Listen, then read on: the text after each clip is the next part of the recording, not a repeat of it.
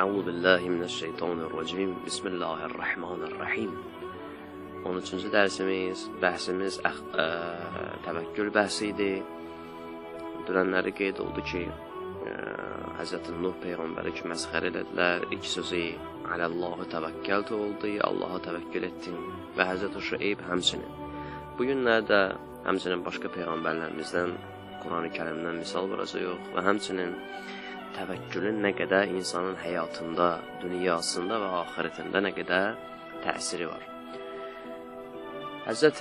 Hud Peyğəmbər də Quran-ı Kərim buyurur ki, çox əziyyət çəkən Peyğəmbərlərdəndir. Bir qrup gəldi Hz. Hudun evinə. Gəldilər evinə ki, Hz. Hudu istəsinlər ki, yağış yağmırdı, qıtlıq baş vermişdi. Peyğəmbər də gəlib dua eləsin, Allah yağış göndərsin. Gəldilər evinə, gördülər ki, bir dənə xanımı çıxdı.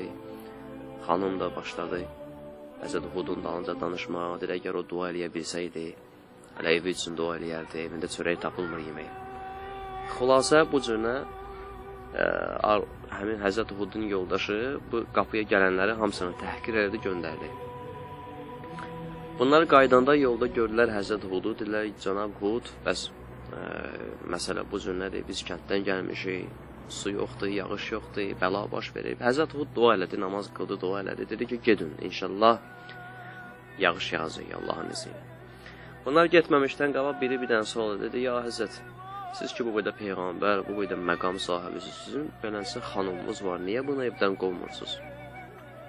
Hz. Hud da qayıtdı, dedi ki, biləxərə hər insanın həyatında bir müşkili, bir çətinliyi var. Mənim də çətinliyim həmin bir dənə bu qadındır. Yəni, Allaha həmd olsun ki, çətinliyim, bir problemim evimdədir, çöldə deyil. Yəni, kontrol eləyə bilirəm. Gedin, bu deyir, mənim müşkilimdir, sizin müşkiliniz ki, həll oldu, gedin. Deyir, Ələllahi təvəkkəltü, təvəkkül etdim Allaha, Rabbi və Rabbukum. O Allah ki, mənim və sizin Rəbbinizdir. Ya, məsələn, Tövbə surasının axırıncı ayəsində Həzrət Peyğəmbər buyurur ki, hər kəsin çətinliyi olsa, Tövbə surasının axırıncı məxsusən 2 ayəsi var, o ayəni oxusun. Hətta zindandan xilas olmaya səbəb olur. Ki, bir nəfər Peyğəmbərin vaxtında var idi ki, zindandaydı. Dedi, ya Resulallah, mən zindandan neyniyim, xilas olun? Peyğəmbər buyurdu ki, Tövbə surasının axırıncı ayəsini oxuyun. Yəni, çox çətinlikləri həll eləyən bir ayədir. Mən böyüklərdən də görmüşəm ki, məxsusən əsr namazından sonra bu ayəni oxumaq çox təsirlidir. Tövbə surasının 2-ci axırıncı ayəsi. Orada Peyğəmbərə buyurur, deyir, fəin təvəlləq, Allah deyir Peyğəmbərə, deyir, ey Peyğəmbərim, fəin təvəlləq, əgər hamı, bütün cəmaat səndən üz döndəsələr, fəqul, denən, həsbiyallah, la ilahə illəhu, denən, mənə Allah kifayətdir, o Allah ki, yoxdur ondan başqa Allah, aleyhi təvəkkəltü və huvə Rabbul arşil azim, və deyir, mən o Allah ki var, Allaha təvəkkül etdim, o Allah ki, o Rabbul arşil azim, o böyük ərş sahibidir. Əzəmətli ərşin sahibidir. Həmçinin, əzizlər, təvəkkülün ki, qeyd etdiyimiz kimi 5 dənə təsir var insan həyatında.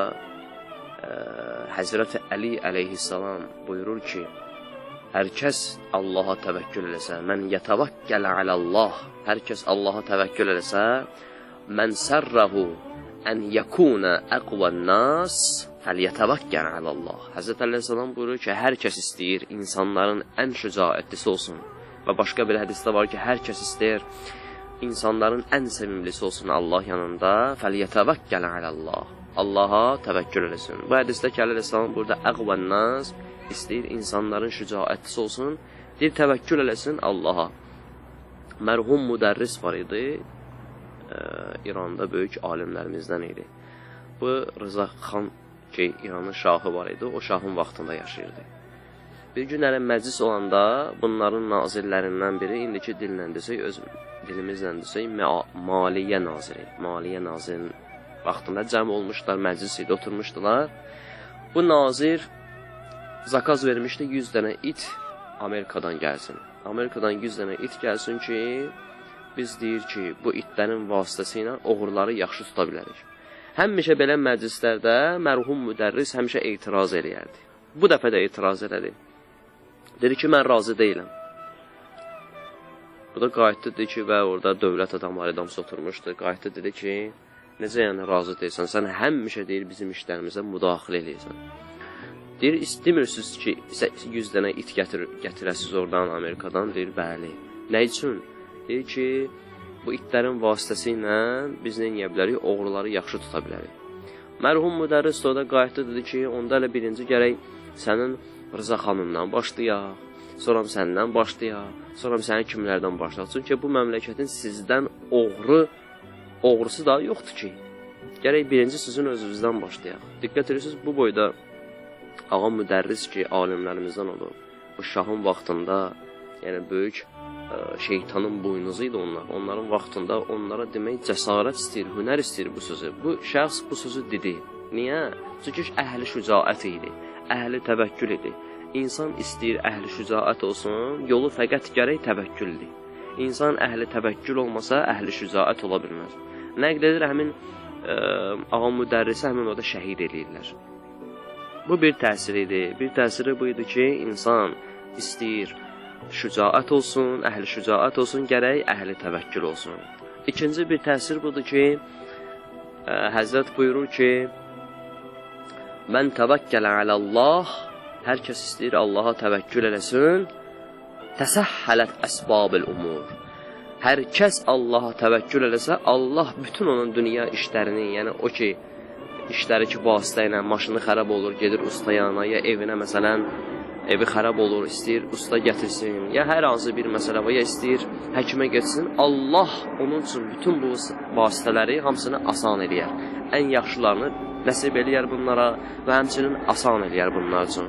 Ələlə salam buyurur ki, mən təvəkkəl alallah, təsəhhələt əsbabil umur. Hər kəs Allaha təvəkkül eləsə, Allah bütün işləri onun üçün asan eləyər. Bu ikinci təsiri idi.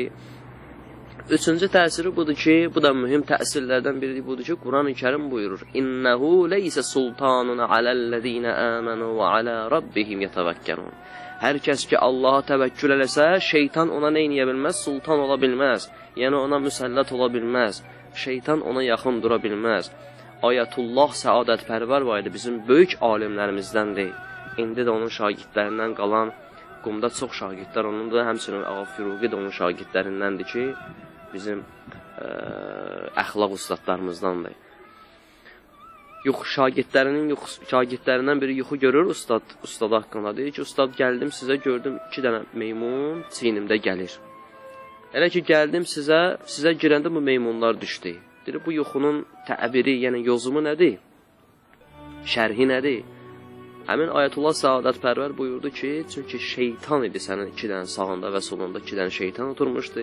Onların hünəri yoxdur ki, mən olan yerə gəlsin. Yəni, əhli təvəkkül idi.